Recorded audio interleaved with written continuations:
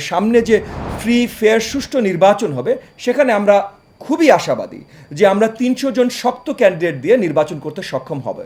৭০ অনুচ্ছেদ মানে আর্টিকেল 70 এইটা আপনার রিসেন্ট করা বাতিল করা অত্যন্ত গুরুত্বপূর্ণ। আমরা চাই তাদের হয়ে কাজ করতে, তাদের জন্য কাজ করতে, তাদেরকে সহযোগিতা দিতে।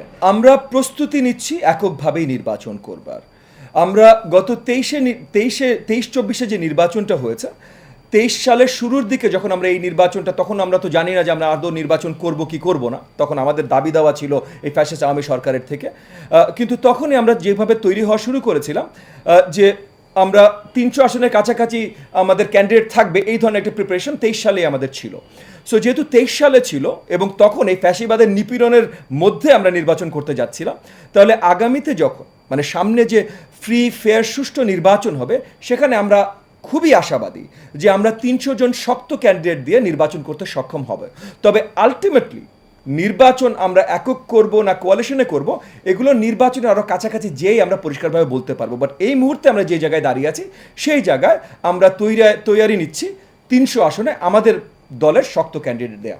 আমাদের আসলে এখন মূল লক্ষ্য হলো যে এই যে জুলাইয়ের গণ আন্দোলনের মাধ্যমে যে নতুন বাংলাদেশ আমাদের প্রাপ্তি, সেই নতুন বাংলাদেশকে সুন্দর করে সাজানো এবং সেই নতুন বাংলাদেশকে সুন্দর করে সাজাবার জন্য অন্তর্বর্তীকালীন সরকারকে যেমন আমাদের সহযোগিতা দেওয়ার দরকার আছে, তেমন একইভাবে অন্তর্বর্তীকালীন সরকারেরও আমাদের সাথে আলোচনা এবং সামনের বাংলাদেশ কীভাবে সুন্দরভাবে গোছানো যায় সেই জিনিসগুলো নিয়ে কাজ করার প্রয়োজন আছে।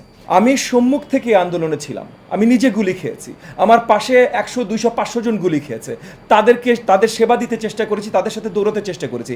একটা জিনিস আমার কাছে পরিষ্কার, আর কারোর কাছে পরিষ্কার হোক আর না হোক, যে এই আন্দোলনে তরুণ ছাত্র সমাজ বা যারাই ছিলেন তারা কেউ নিজের কথা চিন্তা করেছিলেন না, তারা সব দেশ এবং তাদের আশেপাশে সবার কথা চিন্তা করেছিলেন। অন্তর্বর্তীকালীন সরকারের কাছে আমাদের তরফ থেকে আমাদের চাওয়া খুব অল্প।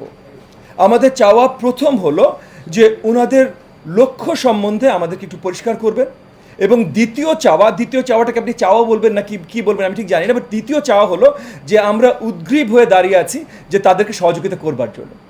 সো আমরা চাই তাদের হয়ে কাজ করতে, তাদের জন্য কাজ করতে, তাদেরকে সহযোগিতা দিতে।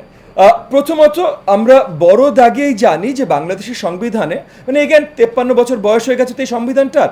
সো আমরা জানি এই 52 বছর সংবিধানে মানে ভুল ত্রুটি বড় দাগে কী আছে এগুলো সম্বন্ধে আমরা জানি।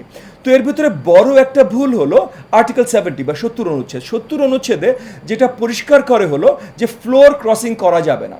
ফ্লোর ক্রসিং করা যাবে না মানে আপনি যেই দলের মেম্বারশিপে মানে যেই দলের মার্কা নিয়ে নির্বাচিত হয়ে পার্লামেন্টে সংসদে গেছেন, সেই দলের বিরুদ্ধে ভোট দেওয়া যাবে না। যদিও আপনি ওই জিনিসটাতে বিশ্বাস নাও বা করেন, ওই দলের বিরুদ্ধে ভোট দেওয়া যাবে না। সে যদি মনে করে যে তার এলাকার জনগণ যারা তাকে ভোট দিয়েছে তারা একটা পার্টিকুলার বিলের বিরুদ্ধে দাঁড়াতো, কিন্তু তার পার্টি এই বিলটা উত্থাপন করেছে, তাহলে সে কেন জোরপূর্বক ওই বিলের পক্ষে তার ভোট দিতে হবে? সো এই 70 অনুচ্ছেদ মানে আর্টিকেল 70 এইটা আপনার রিসেন্ট করা বাতিল করা অত্যন্ত গুরুত্বপূর্ণ। এর সাথে আরও বেশ কিছু আছে, যেমন ফরেন পলিসি যখন এই আমাদের দেশের রাষ্ট্রনায়ক যেই থাকেন যখন বিদেশের কারোর সাথে চুক্তি করেন, এইটা আপনার র্যাটিফিকেশন পার্লামেন্টে, অ্যাজ ইন পার্লামেন্টে এইটা নিয়ে আলোচনা হয়ে এইটা আবার নতুন করে পাস হওয়া।